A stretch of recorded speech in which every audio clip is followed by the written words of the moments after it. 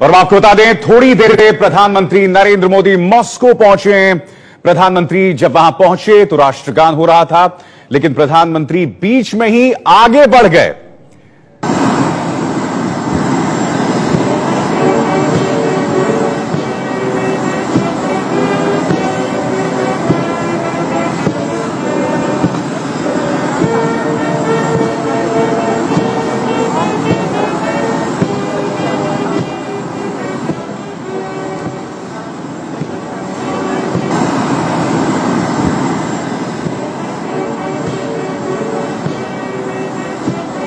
और हम सीधे रुख करना चाहेंगे अपने सहयोगी दिबांग का।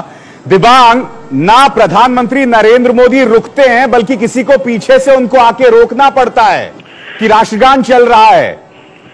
जी हाँ विशाल, देखिए ये प्रोटोकॉल की एक तरीके से भारी चूक कही जा सकती है, क्योंकि नरेंद्र मोदी को वहां पर गार्ड ऑफ ऑनर दिया जा रहा था और वहां इशारा करते हुए एक अधिकारी अपना हाथ बढ़ाता है और उसी के साथ राष्ट्रगान शुरू हो जाता है।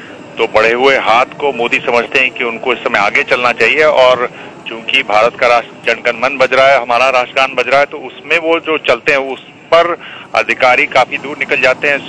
बाकी अधिकारी सब खड़े रहते हैं पर मोदी निकल जाते हैं, आप देखिए चित्र में, और फिर वो अधिकारी पीछे से जाके उनको कहते हैं कि साहब आ जाइए, ये राष्ट्रगान है। और एक तरीके से भारी चूक है ये।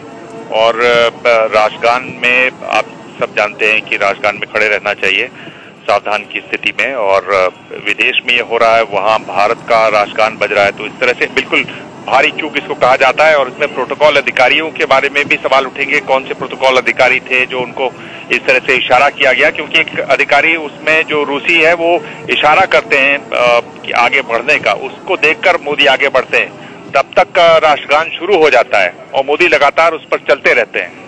फिर उनको हाथ पकड़ के पीछे लाया जाता है। बिल्कुल एक बहुत ही ऐसी स्थिति है जिससे बिल्कुल बचा जाना चाहिए, और मतलब बहुत ही एम्बैरेसिंग स्थिति है ये।